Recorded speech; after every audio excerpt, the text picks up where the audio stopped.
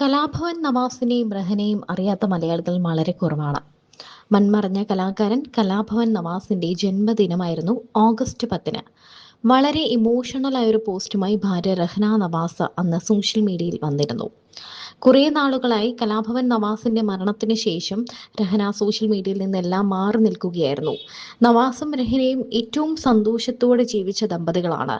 ഇവരുടെ ഇന്റർവ്യൂസ് എല്ലാം കണ്ടാൽ തന്നെ അറിയാം, എപ്പോഴും നവാസിനെ തന്റെ ജീവിതത്തിൽ ഉണ്ടായതാണ്, അല്ലെങ്കിൽ തങ്ങൾ ഒരുമിച്ചുള്ള ജീവിതമാണ് ഏറ്റവും സന്തോഷമെന്നാണ് രഹന എപ്പോഴും പറഞ്ഞിട്ടുള്ളത്.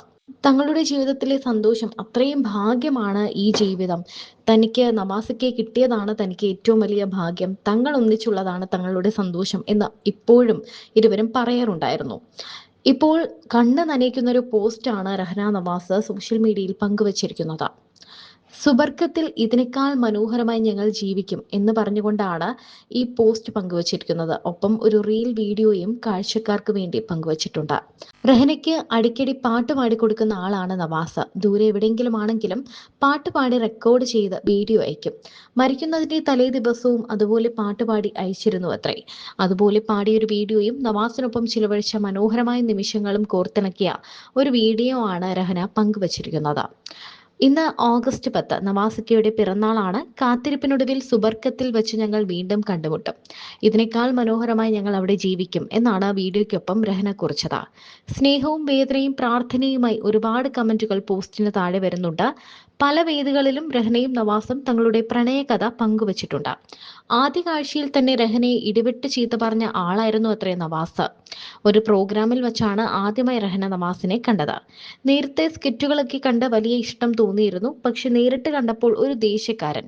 അന്ന് രഹനയുടെ ഡാൻസ് പെർഫോമൻസ് ഉണ്ടായിരുന്നു. അത് കഴിഞ്ഞ സ്കിറ്റ്, ഡാൻസ് കഴിഞ്ഞ സ്കിറ്റിന്റെ കോസ്റ്റ്യൂം പെട്ടെന്ന് മാറ്റിയെത്താൻ കഴിയാത്തതിനായിരുന്നു അത്രേ നവാസിന്റെ വായിൽ നിന്ന് കണ്ണ് പൊട്ടുന്ന ചീത്ത കേട്ടത്. റോസാപ്പൂവിന് പകരം ചീത്തയാണ് തനിക്ക് ആദ്യം തന്നതെന്ന് പിന്നീട് രഹന പറഞ്ഞിട്ടുമുണ്ട്. അതിനുശേഷം സിനിമയിൽ ഒന്നിച്ച് അഭിനയിക്കുകയൊക്കെ ചെയ്തു. അതിലൂടെയാണ് പ്രണയത്തിലായത്. വീട്ടുകാർക്കൊക്കെ അറിയാമായിരുന്നു. അതുകൊണ്ട് വലിയ എതിർപ്പുകളൊന്നും ഉണ്ടായില്ല. കല്യാണാലോചന നടത്തി 3 വർഷത്തിന് ശേഷമായിരുന്നു ആ മനോഹരമായ പ്രണയവിവാഹം നടന്നത്. 3 മക്കളും പിറന്നു. സ്വർഗീയമായ ജീവിതമായിരുന്നു. നവാസിന്റെയും രഹനയുടെയും വിവാഹത്തിന് ശേഷം അവർ ഇരുവരും ഒന്നിച്ച് പ്രോജക്റ്റുകളും ചെയ്തിരുന്നു. കുറെ ഗ്യാപ്പിന് ശേഷം രഹന അഭിനയത്തിലേക്ക് തിരികെ വരാൻ ഒരുങ്ങുകയായിരുന്നു. രഹനയും നവാസും ഒന്നിച്ചുള്ളൊരു ആൽബം ആ സമയത്താണ് റിലീസിന് ഒരുങ്ങിക്കൊണ്ടിരുന്നത്.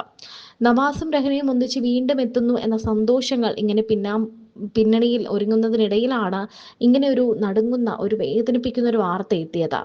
രഹനയ്ക്ക് വേണ്ടി നവാസ് ഒരു വലിയ വീടും തോട്ടവും ഒക്കെ ഒരുക്കിയിട്ടുണ്ടെന്ന് നമ്മൾ പിന്നീട് അറിഞ്ഞു. ഏക്കർ കണക്കിന് സ്ഥലത്ത് മനോഹരമായ ഒരു വീടും പഴങ്ങളും പച്ചക്കറികളും ഒക്കെ നിറഞ്ഞ മനോഹരമായൊരു തോട്ടവും.